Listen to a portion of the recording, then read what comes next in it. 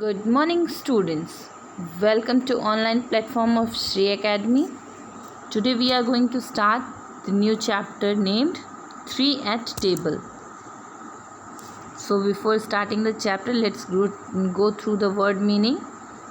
First word, interrupted, to stop someone. Badhit, countryside, a rural area, ग्रामीण इलाका. INN in, a small hotel, छोटा hotel. Brisk, busy, व्यस्त. Frosty, very cold, बहुत ठंडा. Shepherd, a person who look after sheep, Gadariya. Sturdy, strong and healthy, पुष्ट. Shuddered, to suddenly shake hard, थरथराना. Hastily, in a hurry,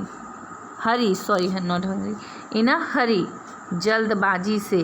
Cautiously, carefully, सावधानी से. Queer, strange, विचित्र. Gloomy, nearly dark, उदास कमरा या कम उजाला. So let's start the chapter. 3 at Table. 3 at Table is a story about sailors. Sailors always have tale about their voyage around the world. Read a story about a veteran sailor who one day decided to go out for a walk in the English countryside. Here is his narration about a strange incident. ये कहानी है एक seller के बारे में जो voyage करता है around the world. Voyage that means sailing around the world. ये स्टोरी है वेटरन सेलर की, जो कि बहुत ही veteran that means experience sailor की, जो एक बार डिसाइड करता है बाहर जाने का इंग्लिश कंट्री साइड पे, और यहाँ पे वो अपने स्ट्रेंज इंसिडेंट के बारे में बताते हैं. The talk in the coffee room was about ghost. I wouldn't advise you to believe all those, said a clean-shaved man who had been listening without speaking much. You see, when a sailor gets ashore, he is expected to have something good to tell, and his friend would be rather disappointed if he had not. Oh, sailors are very prone to see visions, interrupted another man firmly. तो ये talk जो थी वो coffee room में बैठ के हो रही थी. 3 लोगों के बारे में हो रही थी. जो टॉक किससे रिलेटेड थी? घोस्ट से रिलेटेड थी. और यहाँ पे एक क्लीन शेव्ड मैन है जो कि ये एडवाइस करता है कि आप इन सब चीज़ों पे बिलीव मत करिएगा. और जब भी सेलर्स जो हैं आते हैं अपने घर, get ashore that means coming back after sailing. So जब वो वापस आते हैं तो वो उनके जो फ्रेंड्स होते हैं वो हमेशा एक्सपेक्ट करते हैं कि वो अब कुछ ना कुछ सी के बारे में, सी रूट के बारे में, उनके वॉयज के बारे में वो कुछ ना कुछ एक अच्छी सी स्टोरी सुनाएंगे. और oh, sailors are very prone to see visions, interrupted another man firmly. दूसरा मैन आदमी जो वहाँ पे है वो बहुत ही धीरे से, बहुत ही मीन्स माइल्ड वॉइस में बोलता है कि जो सेलर्स होते हैं वो प्रोन होते हैं to see visions. That mean वो इमेजिनेशंस, चीज़ों को इस तरह से इमेजिन करते हैं जो उन्हें लगता है कि वो सच में उनके साथ हुआ. तो इमेजिनेशंस में बहुत ज़्यादा होते हैं सेलर्स. ये दूसरा आदमी वहाँ पे बैठा हुआ कहता है, I have been at sea 30 years and the only unpleasant incident of that kind occurred in a quiet English countryside, said the clean-shaved man. अब shaven man बोलता है कि वो 30 साल तक उन्होंने मतलब नदी में रहे हैं, उन्होंने वॉयज किया है, सेलिंग की है 30 साल तक, लेकिन उनके साथ सिर्फ एक अनप्लीजेंट दैट मीन्स दुर्भाग्यपूर्ण घटना होती है. एक ही, वो कहाँ पे होती है? इंग्लिश कंट्री साइड में, मतलब इंग्लिश के जो ग्रामीण इलाके हैं कुछ उस तरफ उनके साथ कुछ अनप्लीजेंट हैपन होता है. I was a young man at that time, he began. अब वो शुरू होता है और बताता है कि वो उस समय एक यंग मैन था, मतलब नौजवान आदमी था. He had just come back from China. I had just come from China. वो बोलते हैं कि वो सिर्फ चाइना, वो उस समय चाइना से वापस आए थे। My family was away so I invited my self to stay with an uncle.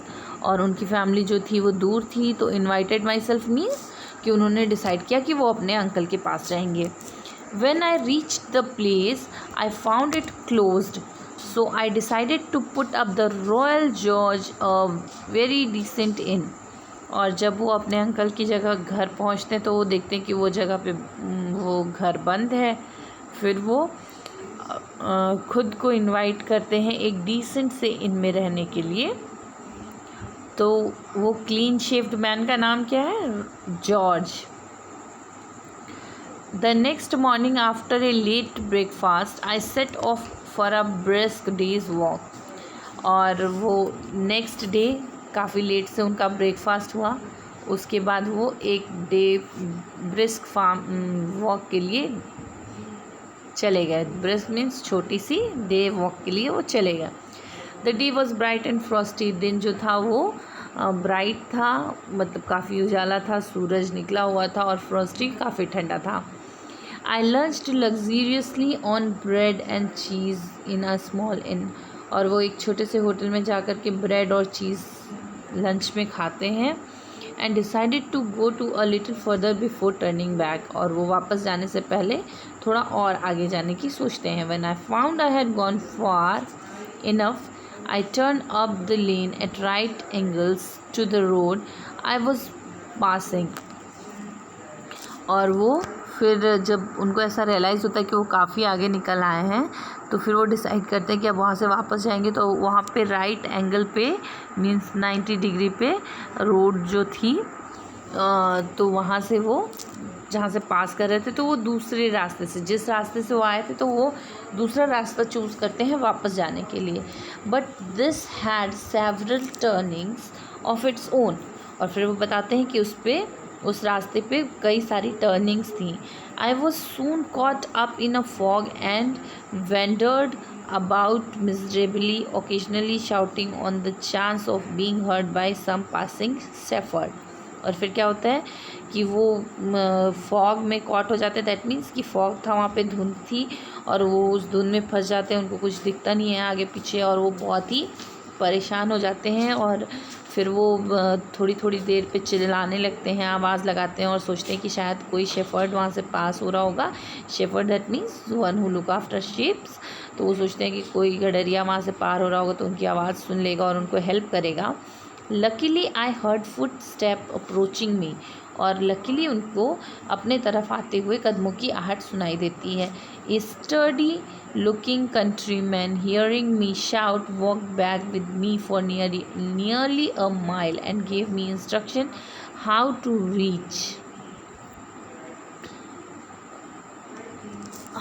Reach the closest village some 3 miles distance. और फिर क्या होता है, लकीली कोई शेफर्ड उसको दिख जाता है, और वो उसको 1 माइल तक अपने साथ लेकर के जाता है, और बताता है कि वहाँ से जो क्लोजेस्ट सबसे पास का गांव है वो 3 miles के डिस्टेंस पे है। और उसको जॉर्ज को रास्ता बताता है वो कि आपको किस तरह से उस गांव तक पहुंचना है। The 3 miles sounded like 10। और जॉर्ज को वो 3 miles जो है वो 10 miles की तरह साउंड कर रहे थे। दैट मीन्स जॉर्ज काफ़ी चल चुके थे ऑलरेडी, और वो चलते चलते थक गए थे, तो उनको 3 miles चलना जो है वो 10 miles के बराबर लग रहा था। A little way off from the road, I pointed to a dimly lit window, but my companion shuddered and looked round him uneasily. तो वहाँ पे जब वो जा रहे थे, तो उनको थोड़े दूर पे रोड के किनारे पे एक घर दिखाई देता है, जिसकी तरफ वो पॉइंट करते हैं, और अपने जो कंपेनियन होता है उसको बोलते हैं कि क्यों ना उस घर पे जाके हेल्प ली जाए। तो my companion shuddered and looked round him uneasily. और शुडर्ड मीन्स थरथराना। तो वो जो उनका कंपेनियन था वो थरथराने लगता है, और उसके अगल बगल थोड़े अनईजी मैनर में देखता है। It's no good there, he said hastily. Why not? I asked. तो जब वो थरथराने लगता है और उसको अनईजी वे में देखता है तो फिर बोलता है कि वहाँ पे जाना ठीक नहीं है। तो जॉर्ज पूछता है क्यों ठीक नहीं है। There is something there sir, replied some say it's poor mad thing, other says it's a kind of animal, but whatever it is it and good to see. अब जो उनको कंपेनियन मिला है वो बोलता है कि वहाँ पे कुछ है। कुछ लोग कहते हैं कि वो कोई गंदी सी पागल चीज़ है, कोई बोलते हैं कि वो एक काइंड ऑफ एनिमल है, बट जो भी है उसे देखना ठीक नहीं है। Well then I said good night, I followed the road that the man had indicated until it again split into 3। और वो उसको गुड नाइट कहते हैं और उस रोड को फॉलो करते हुए जॉर्ज आगे बढ़ता है जो उस आदमी ने उन्हें बताई होती है। और वो तब तक उस रोड पे फॉलो करते हैं जब तक कि वो 3 में स्प्लिट नहीं हो जाती है, मतलब वो आगे जाके रास्ता जो है वो 3 रास्तों में बट गया था। I was now cold and tired, so walked slowly back towards the house until I come to a small gate. और फिर क्या होता है कि वो बहुत ही थक गए थे, तो बहुत ही ठंड भी बहुत ज़्यादा हो रही थी और वो चलते चलते बहुत थक गए थे। तो वो वापस से उस घर की तरफ आते हैं जब, और वो एक स्मॉल से गेट के पास पहुंचते हैं। Opening it cautiously I walked up a long path which led to the door. और बहुत ही कॉशियसली उसे ओपन करते हैं, मतलब बहुत ही ध्यानपूर्वक उसे खोलते हैं और वो बहुत लंबा रास्ता जो है वो चल के आए थे उस डोर तक पहुंचने के लिए। There was no light no sound from within. और अंदर से ना तो कोई आवाज़ आ रही थी ना ही कोई लाइट आ रही थी। I knocked lightly upon the door. और उन्होंने धीरे से दरवाजे को खटखटाया। I waited for a couple minutes and then knocked again.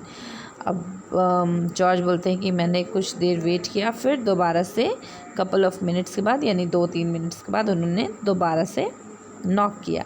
The door open suddenly and a tall bony old woman holding a candle stood before me. और वो बताते हैं कि दरवाज़ा खुलता है, अचानक से दरवाज़ा खुलता है और एक लंबी सी बोनी यानी कि बहुत ही पतली दुबली औरत जो है, बूढ़ी औरत वहाँ पे आके कैंडल लेके खड़ी होती है जॉर्ज के सामने। What do you want, she demanded gruffly. Gruffly that means asking in a hurry. So जो ओल्ड लेडी दरवाज़ा खोलती है वो पूछती है कि तुम्हें क्या चाहिए।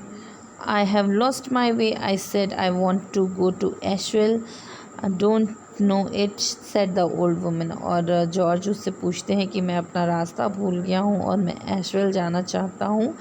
तो लेडी बोलती है डोंट, मुझे नहीं पता। और she was about to close the door when the man emerged from a room at the side of the hall and came towards us. और वो ऑलमोस्ट लेडी दरवाज़ा बंद करने वाली ही थी तब तक एक आदमी जो हॉल के कॉर्नर में रूम था उस रूम में से आता है और जॉर्ज की तरफ बढ़ता है। Ashwell is 15 miles far, he said slowly. और वो धीरे से बोलता है कि एशवेल जो है वो 15 मील्स की दूरी पे है। If you will direct me to the nearest village I shall be grateful, I remarked. फिर जॉर्ज बोलते हैं कि अगर आप मुझे पास के किसी गांव तक का रास्ता बता देंगे तो मैं आपका बहुत ही आभारी रहूँगा। The nearest place is 3 miles of.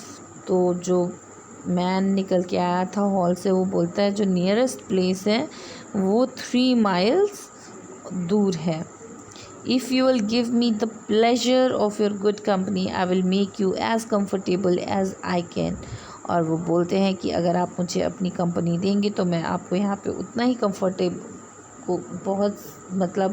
मैं आपको जितना कंफर्टेबल रख सकता हूँ उतना रखने की कोशिश करूँगा। ये वो मैन जॉर्ज को बोलते हैं। Okay, today I am concluding the video and remaining part of the chapter we will discuss in the next video. Thank you.